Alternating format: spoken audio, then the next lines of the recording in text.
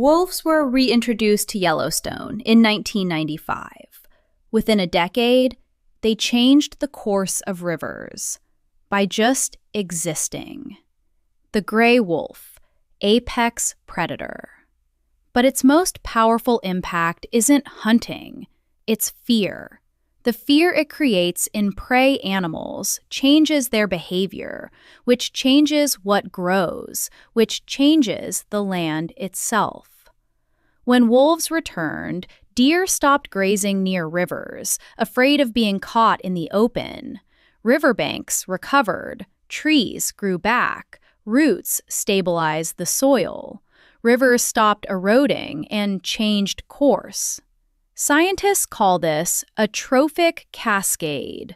A wolf pack operates on a communication system of over 20 distinct vocalizations. Howls carry up to 10 miles. They coordinate hunts, mark territory, and find lost pack members, all through sound. Wolves mate for life. When a mate dies, many show behavior identical to human grief: appetite loss, isolation, reduced activity. Some have been observed returning to the same location for months.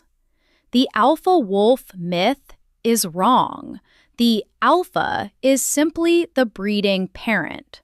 Wolf packs are family units, not dominance hierarchies. The original researcher who coined the term spent the rest of his life trying to correct it. Changed river courses by existing. Mates for life. Grieves. Communicates across 10 miles. And the alpha myth was wrong the whole time. What animal next? Drop it below.